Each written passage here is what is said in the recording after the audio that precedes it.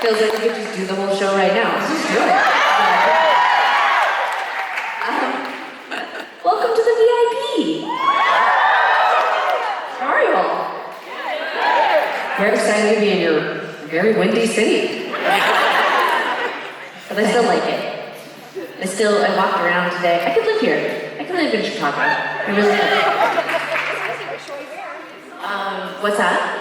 You have short hair, so it ends in your face, so you're good. Oh yeah, so for you it's a little bit more of a struggle because you got long hair. I went and I got sushi and a Starbucks and I was walking back with these like 2 bags and the drink or whatever, and like a huge gust of wind came up and I was like, the bags kind of like swooped up towards me, and so then I used my like drink to kind of block my face, and then the drink went all over the bags.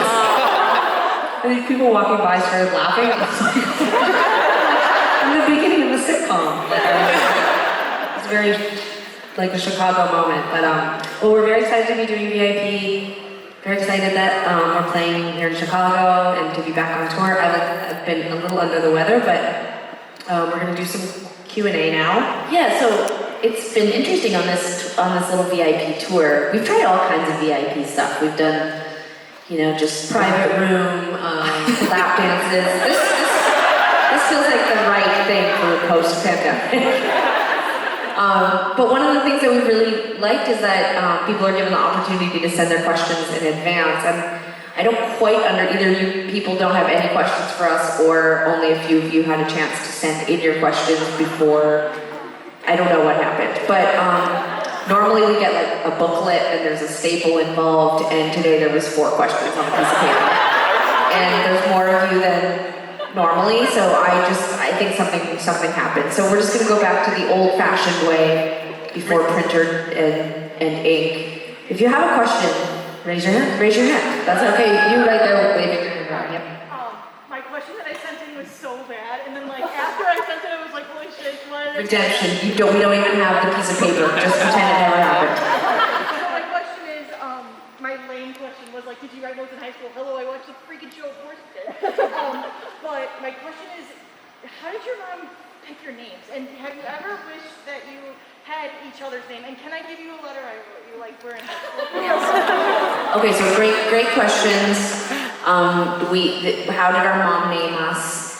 And have we ever wanted each other's names? Our mom named Tegan from a unusual baby names book. It was Welsh. It was actually under a boy's name. A boy's name. Well, I just mean what does that even mean?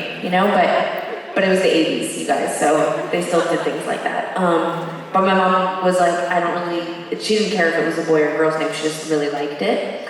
And Sara was sort of a compromise because there was a couple of other unusual names that she was thinking about for me. Whoever was the second baby was gonna be either, there was Kale was thrown around. Before kale was popular and something we all ordered at restaurants as a starter for $17, it was just a gross garnish and a weird name, and I was gonna be that. And then Skylar, Stevie. I kind of like Stevie. I feel like Tegan and Stevie is adorable. Yeah, but our dad's name is Steve, so it would have been very weird. Yeah. I noticed it was always A-M-S, which I think is interesting because my mom's name is Sonia. Her dad's name is Steven. Sara. Sarah's married to a Stacy. Her child is named Sid. My wife's name is Sophia. And then there's me. Tegan. I've never wanted Tegan's name. In fact, as a young child, I developed a lot of empathy because Tegan was an unusual name, and back in 1985 or whenever we started school, kids thought we were boys because we had short hair, and Tegan had, objectively it was considered a boy's name. And so whenever we would be in new situations, I sort of would lead with my name because I felt like it, properly identified us as girls, and I had a self-consciousness about that, and I could see that Tegan had a self-consciousness about it. And even after all these decades, if Tegan and I are together at a coffee shop and they ask for her name, she will say Sarah. And I'm like, and then they'll say, what's your name? And I'm like, my name is also Sarah. And I refuse to use Tegan's name. Just like, that is actually literally my name. So if you want to look like a weirdo, go ahead and say my name. There you go. Okay, next question. How about here at the front? Yeah, I was wondering if you ever thought about doing like a greatest hits album with maybe reimagining your old songs and maybe putting your new songs to acoustic. Have we ever thought about doing a greatest hits or reimagining our songs? I definitely love the idea of a greatest hits. I mean, in a weird way, when we tour, we're always reimagining the old songs and trying to pepper a lot of that into the set so that even if you've never heard anything new of ours, you'll still enjoy the show. I'm actually really excited about this new album, Crybaby, and what we could do with it acoustic, because we have been learning everything acoustic, so I definitely can imagine us cutting them differently. I mean, like, it's just such a weird time in general for music, but then also for us, because we have so much music, we have so much catalog, it feels like we could just like never put a record out again and then just tour every 5 years and it would be fine, but there's part of us as artists that still have so much we want to say, and so, you know, that desire to record new music comes up and it's like an itch you have to scratch.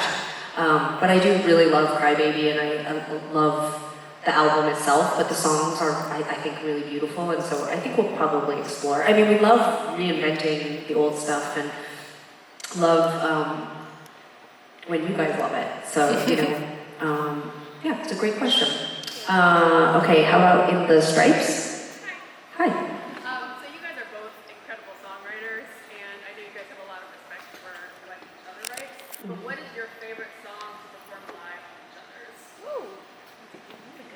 I mean, we really only started covering each other live on our last tour right before the pandemic. It was actually like the first time we'd ever done it purposely. Like, I mean, I guess we picked up the slack for each other when we're sick, but not like it was more of a like, oh my god, I'm too sick to sing. Can you sing my songs? But when we did our last tour, we chose songs of each other's that we felt represented parts of our memoir. We were out reading from the book, and so specifically, I really wanted to sing "Call It Off," Tegan's song "Call It Off." I think it's just such a perfect song, and I actually think I sing it really well.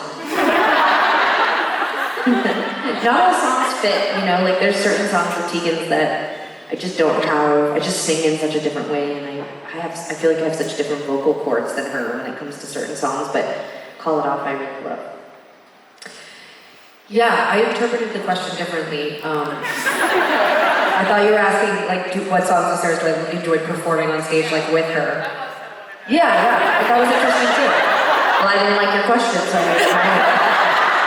No, it's good. I'm glad we're getting to both answer something differently. I do find it really fun to cover Sara on stage. At the beginning of this tour, before I got sick, I was covering I Bet It Stung and How Come You Don't Want Me. And it is really cool to live inside someone else's song. We don't do covers very often, so.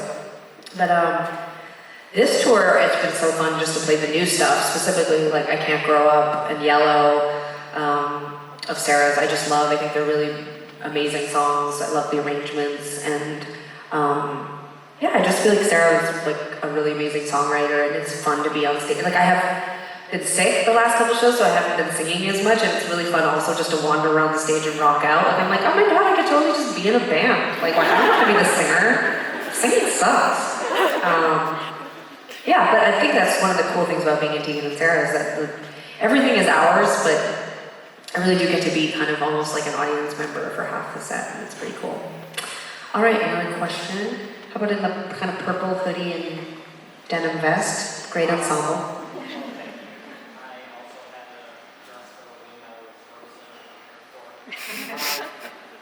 Obviously, you guys have such a long catalog now with the memoir album, TV show, reflecting on all this time since the last album. We have the pandemic, or you become a parent.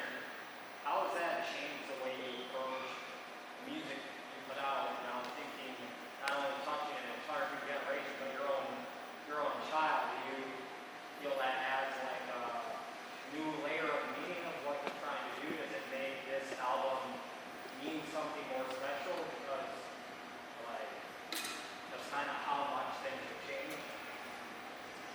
Yeah, I mean, he's definitely, for me, the parenthood part is certainly a central drama of this album. And so I think when I'm reflecting on it in the years to come, I mean, it's such a drastic change to my lifestyle. And then on the other hand, sometimes I forget he even exists. I might be unwell, I have no idea, but unbelievable ability to compartmentalize, I don't know. What's that? She's doing it right. I think that parenting, I mean, I've been hesitant to write or talk too much about this publicly because I think there's like a very, like such a newness to it that I'm waiting for the sort of the foundation to settle, but there is so much about being a parent already that is, I can certainly draw a parallel to being a touring musician. And I don't mean like the fun parts, I mean just the endless, like sort of like just the stamina that is required and the sort of repetitiveness of it and the things that make it all worthwhile are so specific and sometimes difficult to articulate. And then the stuff that is the feelings that come up, when he's crying or when I feel bored out of my mind and I have to be like, what do I do with him now? It's not unlike being on tour sometimes, and I know it probably is not easy to make that correlation if you're not a parent and a touring musician for the last 24 years, but I think about it a lot. So, but yeah, I don't know. It's weird. The other day we were at the Rock and Roll Hall of Fame in Cleveland, and we had taken Sid with us, and we were in the elevator, and this couple of women, they got in the elevator and they were like, oh, look at their baby. And then when they were leaving the elevator, they were like, all right, mister, like, have a good time. One day you might be in the Rock and Roll Hall of Fame. And I was just like, let's work on me first. Let's not already put Sid ahead of me. I've already been here for 42 years. It's just interesting. They had no idea who I was, but I was like, yeah, he's fine. Let's just see if we can make it through this tour. All right, in the back row with the map. Yeah, you. Hey, so it's election season. You all been doing killer stuff with your foundation. I was just virtually at the memorial service for Urbashi. I've been thinking about what amazing work you've done, really helping small orgs make a really wickedly impactful difference. Any insights about this moment or thoughts about what you want to do with the foundation or just teach these people about what brilliant work you all do? Well, first of all, we're so sad to hear about such an important person passing away, and important to Sara and I. In the first year of doing the foundation, she played such a huge role in influencing the kind of work that we did, and was just incredibly generous, and opened up her home to us, and she was really generous with her time. If you all don't know Urvashi, she's a legend, really, truly a legend. But But she, along with a lot of really important people from that era, influenced us very early on to think outside the box, which we obviously do in our career, in our daily life anyway. But when it came to the foundation, the Tegan and Sara Foundation, we wanted to be disruptors. We're not the size of band that we could be like, we're gonna run a fundraiser and raise $1 million. It took us 5 years to raise $1.5 million, but we raised $1.5 million, and we did it from our community. We did it for people like you, coming to concerts. We donate a portion of our ticket sales, but we also, have a tip button on the at the merch table. We've done bucket drives. We've donated all our guitars. We're like slowly donating all our clothes. Like we're just getting rid of everything. And one of the reasons why we're doing that is because it's hard to raise money for women in the community, and it's hard to get people. Since marriage equality, I feel like people stopped thinking that there were any sort of issues in the LGBTQ community, and so the foundation definitely focuses on small, community-run organizations, people who are getting money into the community really quickly. If you have not seen work or read about the work we've done with the Tegan and Sara Foundation, please go look at it online. one of our biggest things that we do is send LGBTQ kids to LGBTQ summer camps. I think there's 26 camps now we send them to across the country. And these kids are like the coolest. And a lot of them are having a first experience getting to meet other LGBTQ people like them, but not just young people, like older people. And like that's such a huge part of what we do with the foundation is understanding across generations how important we are to each other, mentorship, relationships, sharing about our community. Everything's really changed in the last 30 years because of going online and the mainstreaming of queer culture. So a lot of the work we do with the foundation is connecting people. We end up being a conduit, bringing a lot of organizations together, and we see ourselves as an organization that vets smaller organizations. So I feel like the organizations we have listed on our site are amazing. So even if you don't give to us, you can go and you can see an amazing list of them, incredible grassroots organizations, and you can trust that you can give any of them money and it's gonna go out the door, which is super cool. So thank you for your question. Wait, I've done front, I've done back, God. Okay, sweater.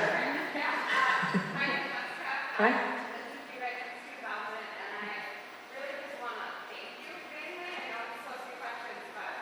Broke the word.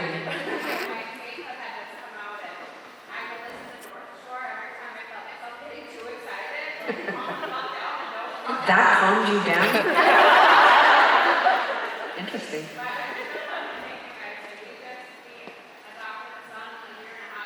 Congratulations.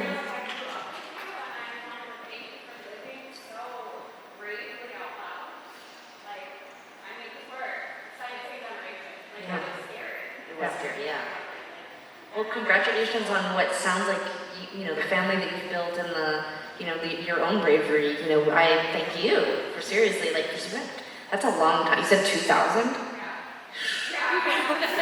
Seriously, I'm amazed. Thank you. Oh my God.